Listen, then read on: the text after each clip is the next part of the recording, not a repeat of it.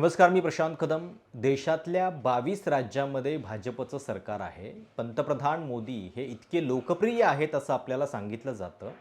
पण मग तरीसुद्धा या सरकारच्या विरोधात राग व्यक्त करण्यासाठी अवघ्या 7 दिवसामध्ये 22 मिलियन तरुण एका पेजला फॉलो करण्यासाठी का सरसावले असावेत? हा खरोखर विचार करण्यासारखा प्रश्न आहे.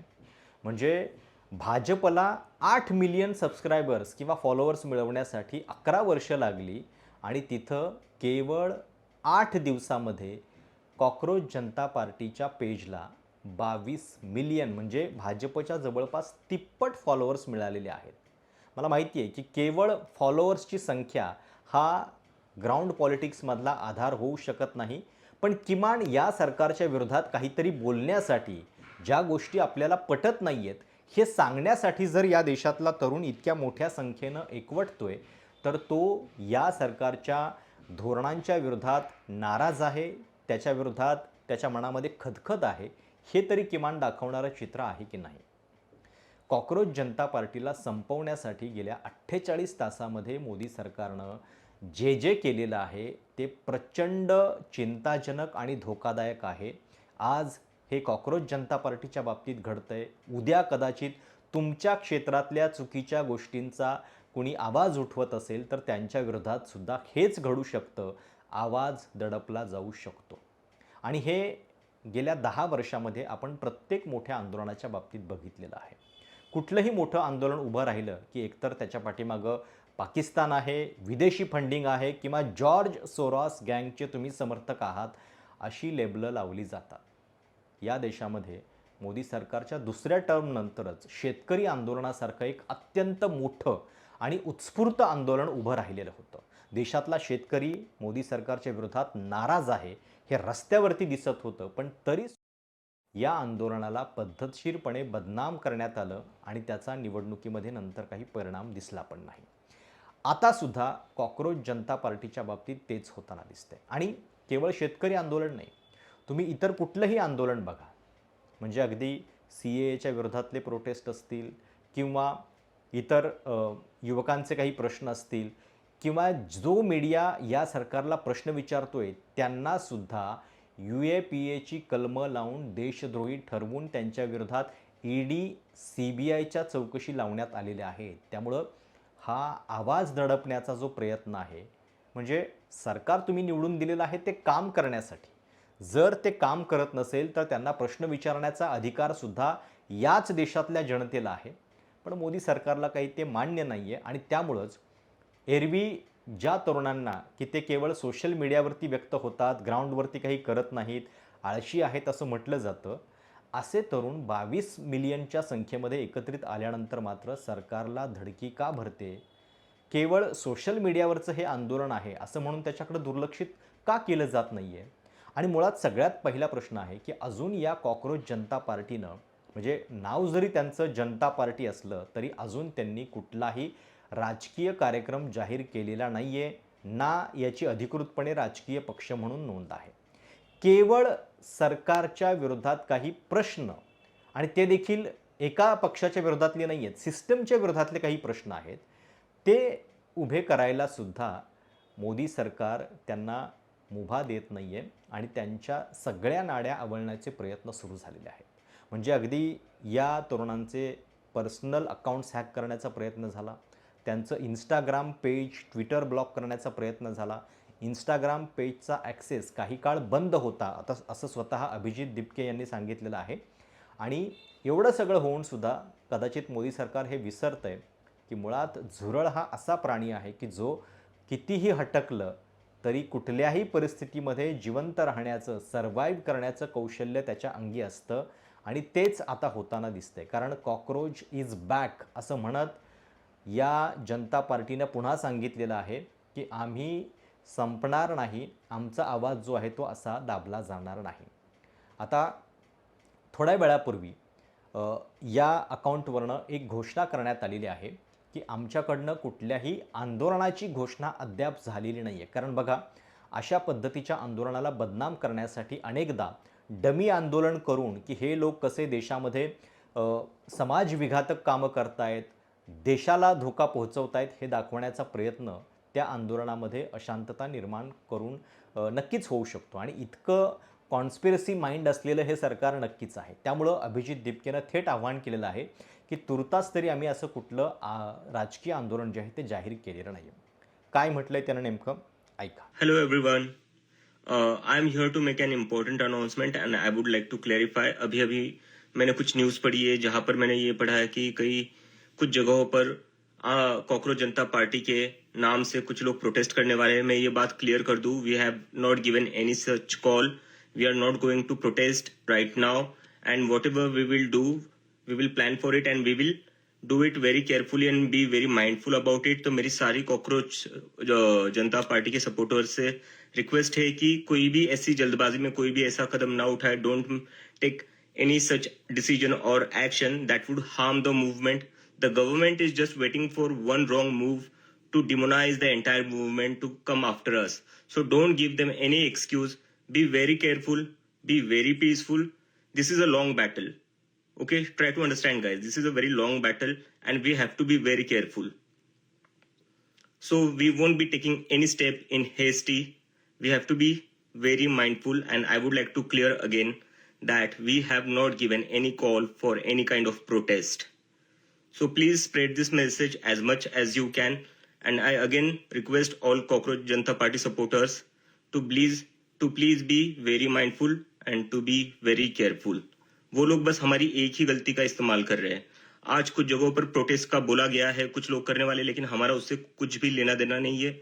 इसमें होगा क्या, वो लोग जो अभी जिन लोगों को हमसे दिक्कत है वो अपने लोग प्लांट करके कुछ भी करवा सकते हैं और फिर उससे हमें बदनाम करेंगे. So it's better to be calm. So let's not act in haste and let's be very calm about it. We will do things in our own time according to our own time. Okay, and I want to make it clear that whatever we will do, it will be very democratic and very peaceful. We will not get violent at all. So please spread this message across. Thank you so much. पण गंमत काय बघा की म्हणजे ज्या क्षणी इतक्या मोठ्या संख्येनं युवकांचा हा आवाज एकवटतोय असं बघितल्यानंतर मोदी सरकारच्या कॅबिनेटमधले स्वतः मंत्री किरण रिजिजू याच्याबद्दल थेट अफवा पसरवतायत. ते असं म्हणतायत, I pity those who seek their followers in social media from Pakistan and George Soros गँग. आता जॉर्ज सोरोस हे नाव जर तुमच्यापैकी काही लोकांना माहिती नसेल तर मूळचे हंगेरीचे असलेले अमेरिकेतले हे फिलिओन्थ्रॉफिस्ट आहेत जे जगभरामध्ये वेगवेगळ्या कॉजसाठी आणि विशेषतः डेमोक्रेसी टिकवण्यासाठीचं फंडिंग करत असतात वेगवेगळ्या संस्थांना. आणि आपल्याकडं ज्यावेळी मोदी सरकारच्या विरोधात आवाज उठवणाऱ्या एखाद्या संस्थेला त्यांनी फंडिंग केलेलं आहे तेव्हा सोरोस यांचं फंडिंग म्हणजे जणू मोदींच्या सरकारविरोधातलं फंडिंग आहे असा भ्रम पसरवण्याचा प्रयत्न झालेला आहे. आणि त्यातही गंमत बघा, याच सरकारमधले हरदीप पुरी ज्यांचा संबंध थेट एप्स्टीनशी जोडला जात होता त्यांच्या संस्थेला याच सोरोसनं $200 मिलियन फंडिंग केलेलं आहे. त्याच्याबद्दल मात्र भाजपचे मंत्री काही बोलताना दिसत नाहीत. आणि इथं मात्र कॉकरोच जनता पार्टीच्या बाबतीत हा आरोप जो आहे की ह्यांचे फॉलोअर्स पाकिस्तानमधून आहेत असं सांगण्याचा प्रयत्न केला जातोय, जो की पूर्णपणे चुकीचा आहे.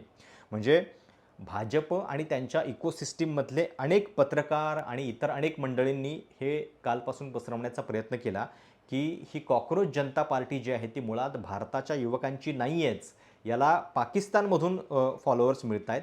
पण हे खरं चित्र नाही आहे.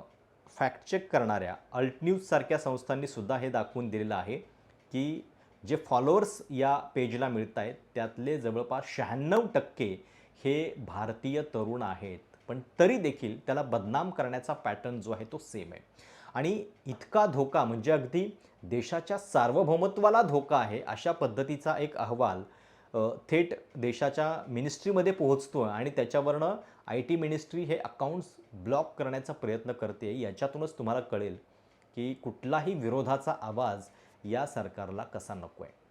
आणि असे विरोधाचे आवाज जर गायब झाले तर काय होऊ शकतं याची सुद्धा झलक आपल्याला कालच्याच बातम्यांमध्ये पाहायला मिळते. नीटच्या इतक्या गंभीर पेपरफुटीबद्दल त्यांचे NTAचे जे चेअरमन आहेत ते काय म्हणतायत तर क्वेश्चन पेपर लीक झालेलाच नाही आहे, काही प्रश्न फक्त लीक झालेले आहेत.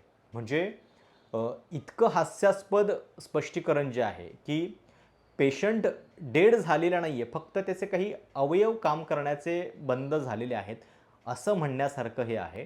आणि मुळात जेव्हा तुमच्या एखाद्या सरकारवरती वचक नसतो, जे सरकार तुम्ही निवडून दिलेलं आहे ते तुमच्यासाठी काम करण्यासाठी दिलेलं आहे, हे जेव्हा तुम्ही विसरता तेव्हा अशा गोष्टी होतात की सरकार इतकं बिनधास्त राहतं. मोदी सरकारच्या काळामध्ये अपवाद वगळता आजवर कुठल्याच मंत्र्याचा राजीनामा झालेला नाही आहे. तो याच निर्ढावल्यापणामुळं. त्यांना माहिती आहे काय करणार आहेत हे लोक. निवडून तर आम्हीच येणार आहोत, कारण आमच्या हातामध्ये सगळ्या व्यवस्था आहेत आणि म्हणून तुमच्या या असंतोषाची दखल जी आहे ती घेण्याची सरकारला अजिबात गरज वाटत नाही. आणि सोशल मीडियावरच्या ज्या मुवमेंट्स आहेत याचा जर तुम्ही इतिहास पाहिला तर अगदी अरब स्प्रिंगपासून तुम्हाला अनेक उदाहरणं जी आहेत ती याच्यामध्ये दिसतील की ज्या सगळ्याची सुरुवात जी आहे ती सोशल मीडियावरनं झालेली आहे. म्हणजे अगदी इजिप्त, ट्युनिशिया, लिबिया इथं अरब स्प्रिंग जी निर्माण झालेली होती तीसुद्धा त्यावेळी फेसबुकवरनं तयार झालेली होती.